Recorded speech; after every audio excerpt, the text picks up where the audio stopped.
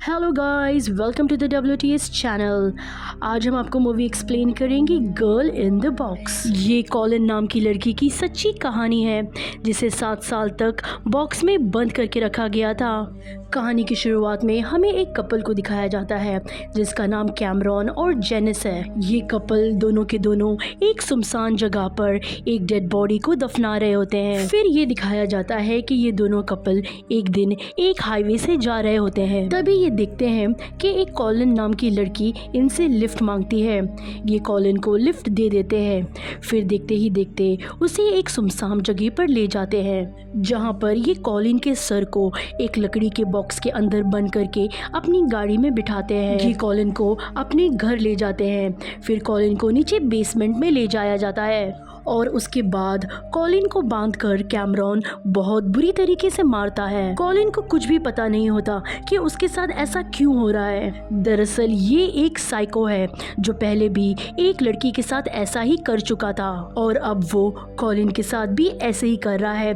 वो कई दिनों तक कॉलिन को ऐसे ही मारता है। हालांकि उसकी पत्नी जेनिस ऐसा नहीं चाहती, लेकिन वो अपने हस्बैंड से डरती है। वो चाहकर भी कॉलिन की मदद नहीं कर सकती क्योंकि अगर उसने ऐसा किया तो उसका हस्बैंड उसे मार देगा। और जब रात को जेनिस अपने हस्बैंड के साथ बेड पर होती है तब वो अपने हस्बैंड से कहती है कि तुम मुझसे वादा करो कि तुम इस लड़की के साथ कुछ भी गलत नहीं करोगे। उसका हस्बैंड कैमरॉन उसे कहता है कि तुम चिंता मत करो, मैं पहली वाली गलती फिर दोबारा नहीं करूंगा। दरअसल कहानी की शुरुआत में जिस लड़की की डेड बॉडी को ये दोनों ने मिलकर दफनाया था तब उस लड़की को भी इन्होंने स्लेव बनाकर रखा था जो इनके घर में रहती थी। लेकिन एक दिन उस लड़की ने भागने की कोशिश की तो कैमरॉन ने उसे मार दिया और अब कैमरॉन कॉलिन को एक बहुत बड़े लकड़ी के बॉक्स के अंदर बंद कर देता है। साथ ही उस बॉक्स के अंदर एक पाइप लगा देता है ताकि कॉलिन सांस ले सके। वहीं कॉलिन के माँ बाप को दिखाया जाता है जो उसके गायब होने से बहुत परेशान होते हैं। वो पुलिस में कंप्लेन भी करते हैं लेकिन कॉलिन का कुछ भी पता नहीं चलता। वक्त बीतता है और 6 महीने गुजर जाते हैं लेकिन आज भी कैमरॉन ने कॉलिन को अपने घर बंदी बना के रखा है। जेनिस अपने पति कैमरॉन से कहती है कि मैं माँ बनने वाली हूँ, अब हमें कॉलिन को छोड़ देना चाहिए क्योंकि जब हमारा बच्चा इस दुनिया में आएगा और वो कॉलिन को ऐसा देखेगा तो उस पर बहुत बुरा असर पड़ेगा। लेकिन कैमरॉन कहता है कि हम ऐसा नहीं कर सकते। अगर हमने कॉलिन को छोड़ दिया तो वो पुलिस को सब कुछ बता देगी और हमें अरेस्ट कर लिया जाएगा, इसीलिए मुझे कोई और रास्ता ढूंढना होगा। कैमरॉन कॉलिन के पास जाता है और उसे कहता है कि मैं एक ऐसी कंपनी में काम करता हूँ जहाँ पर गुलाम खरीदते हैं और बेचते हैं और तुम मेरी गुलाम हो। जो भी गुलाम भागने की कोशिश करता है तो हम उसे मार देते हैं और अगर वो गुलाम भाग गया तो हम उसके पूरे परिवार को मार देते हैं। और उसके बाद कैमरॉन उसे एक पेपर पे साइन कराता है और कहता है कि तुम यहाँ पर मेरे घर में मेरे परिवार के साथ एकदम सेफ हो। कॉलिन को लगता है कि कैमरॉन जो कुछ भी कह रहा है वो एकदम सच कह रहा है और जब कैमरॉन देखता है कि कॉलिन ने उसकी बात पर भरोसा कर लिया है तो वो कॉलिन के गले में एक पट्टा बांध देता है जिस तरह डॉग्स के गले में बांधा जाता है, यानी कि वो उसकी एक पालतू इंसान है। वो जो चाहे उससे करा सकता है। वो उसे ऑर्डर देता है कि आज से तुम मुझे मास्टर कहोगी और मेरी वाइफ जेनिस को मैम, और साथ ही जब मैं तुम्हें अटेंशन कहूँ तो तुम्हें अपने दोनों हाथ ऊपर करके खड़े हो जाना है। ऐसे ही 1 साल गुजर जाता है और कॉलिन यहाँ पर गुलामों की जिंदगी जी रही होती है। हर रात उसे एक बॉक्स में सोना पड़ता है। यहाँ पर कैमरॉन की वाइफ जेनिस एक लड़की को जन्म देती है और जब कॉलिन उस बच्ची को देखती है तब वो बहुत खुश होती है। इसी तरीके से यहाँ पर दिन बीतते जाते हैं और कॉलिन इनके साथ इनके घर में इनकी गुलाम बनकर रहती है। एक दिन कॉलिन जब इन्हें खाना सर्व कर रही होती है तब उसके हाथ से एक चम्मच गिर जाता है जिससे कैमरॉन को बहुत गुस्सा आता है क्योंकि वो एक साइको है। वो कॉलिन को अटेंशन कहता है। अटेंशन कहते ही कॉलिन को अपने दोनों हाथ ऊपर करने पड़ते हैं और वो उसे बहुत बुरी तरीके से मारता है। हालांकि उसकी पत्नी नहीं चाहती कि उसे वो मारे या उस पर जुल्म बंद करे, लेकिन वो अपने पति से बहुत डरती है। वो चाहकर भी उसकी मदद नहीं कर सकती। एक दिन कॉलिन वहाँ पर कपड़े सुखा रही थी।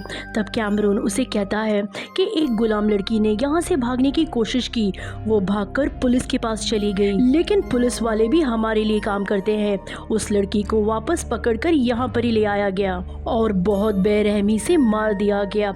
दरअसल वो उसे झूठी कहानियां सुना रहा होता है ताकि कभी भी वो यहाँ से भागने की कोशिश ना करे। अभी वो उसके गले से पट्टे को निकालता है और उसे वो जगह ले जाता है जहाँ पर वो काम करता है। वो उसे कहता है कि किसी की भी सामने मुझे मास्टर मत कहना। और जब कैमरॉन लकड़ियाँ उठा रहा होता है, काम कर रहा होता है, तब उसके पैर में बहुत जोर से चोट लग जाती है, जिस वजह से उसके पैर बहुत बुरी तरीके से घायल हो जाता है। यहाँ पर कॉलिन के पास मौका था कि वो भाग सकती है, लेकिन उसके दिल में बहुत ज्यादा डर था। लेकिन वो वहाँ से नहीं भागती, बल्कि कैमरॉन को उसके घर ले जाती है, जहाँ पर वो उसकी मरहम पट्टी कर रही होती है। तभी वहाँ पर कैमरॉन की वाइफ जेनिस आ जाती है, जिसे ये सब देखकर बिल्कुल भी अच्छा नहीं लगता। वो कॉलिन को वहाँ से जाने कहती है। अब कॉलिन को इनके घर में गुलाम बने हुए पूरे 1395 दिन हो जाते हैं, लगभग 4 साल। लेकिन कॉलिन को इस बात का बिल्कुल भी अंदाजा नहीं है। उसे कुछ भी नहीं पता कि उसे यहाँ पर कितना दिन हुआ है। अभी कैमरॉन और जेनिस की बेटी वो भी 4 साल की हो जाती है। एक दिन कैमरॉन जेनिस को उस बॉक्स में बंद करके, ये वही बॉक्स है जहाँ पर कॉलिन हर रात सोती है। कैमरॉन अपनी बीवी के साथ और अपनी बेटी के साथ बाहर चला जाता है। कॉलिन को उस बॉक्स में बहुत बुरे बुरे ख्याल आते हैं। उसे बहुत ज्यादा डर लग रहा होता है, इसीलिए वो अपने पैर से बॉक्स को जोर जोर से मारना शुरू कर देती है, जिससे वो बॉक्स टूट जाता है।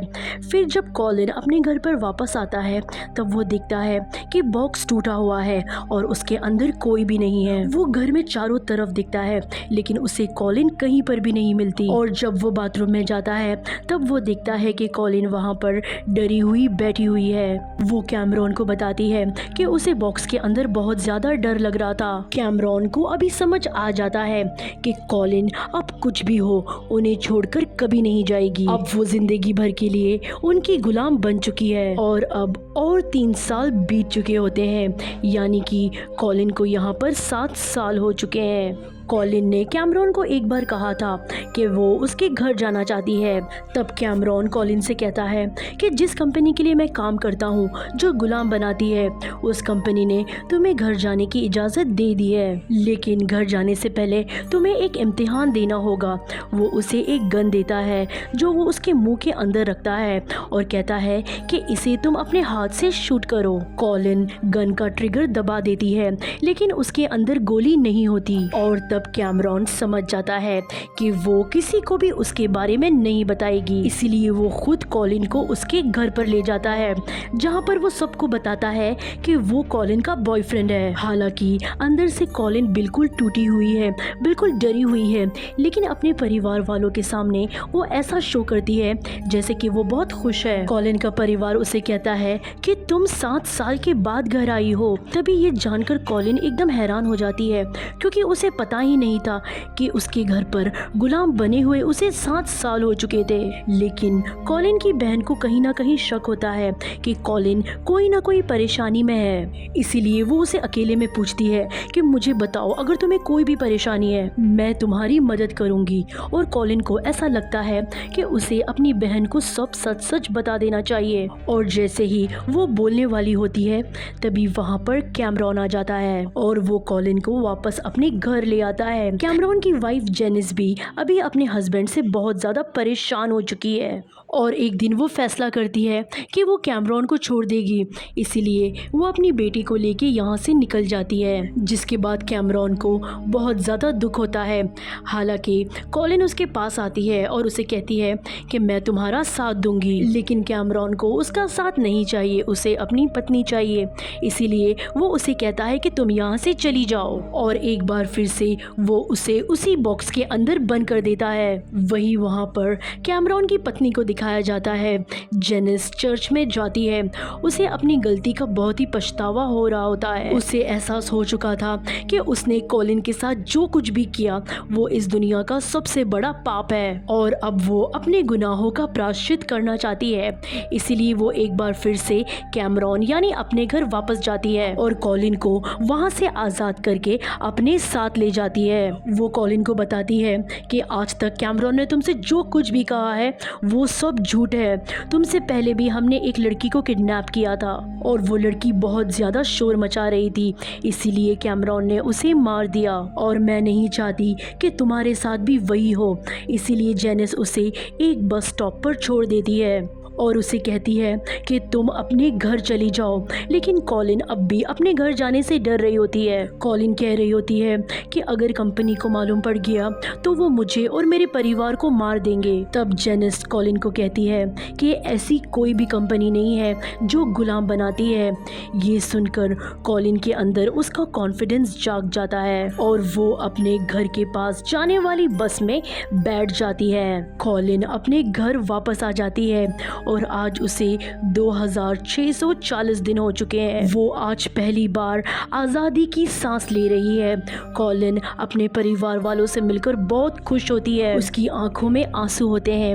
वहीं हमें कैमरॉन को दिखाया जाता है जो घर में बिल्कुल अकेला होता है। उसकी आंखों में आंसू होते हैं क्योंकि अब उसके पास कुछ भी नहीं बचा। उसकी बीवी और उसकी बेटी ने उसे छोड़ दिया है और कॉलिन भी यहाँ से जा चुकी है। जेनिस कॉलिन को बस स्टॉप पर छोड़ने के बाद पुलिस ऑफिसर को सारा सच बता देती है। इसीलिए उसके पति कैमरॉन को अरेस्ट कर लिया जाता है। ये कहानी हमें ये सिखाती है कि ना ही हमें एक अनजान इंसान से लिफ्ट लेनी चाहिए, ना ही किसी अनजान इंसान को लिफ्ट देनी चाहिए, क्योंकि हमें नहीं पता कि किस इंसान के दिल में क्या चल रहा है। इस दुनिया में कई ऐसे लोग हैं जो इंसानियत के नाम पर कलंक है और कैमरॉन उन्हीं में से एक है जिसने ना ही एक लड़की का खून किया बल्कि कॉलिन की पूरी जिंदगी को नर्क बना दिया। तो ये थी सच्ची कहानी एक लड़की की जिसका नाम कॉलिन था, जो 7 साल तक एक लकड़ी के बॉक्स के अंदर सोती रही। उम्मीद करते हैं कि ये सच्ची कहानी आपको पसंद आई होगी। आज की वीडियो में बस इतना ही, लेकिन नेक्स्ट टाइम हम फिर मिलेंगे एक नई इंटरेस्टिंग कहानी के साथ। अगर आपको मूवी की एक्सप्लेनेशन अच्छी लगी हो तो वीडियो को लाइक ज़रूर करें और अगर आप हमारे चैनल पर नए हैं तो हमारे चैनल को सब्सक्राइब करें। Thanks for watching.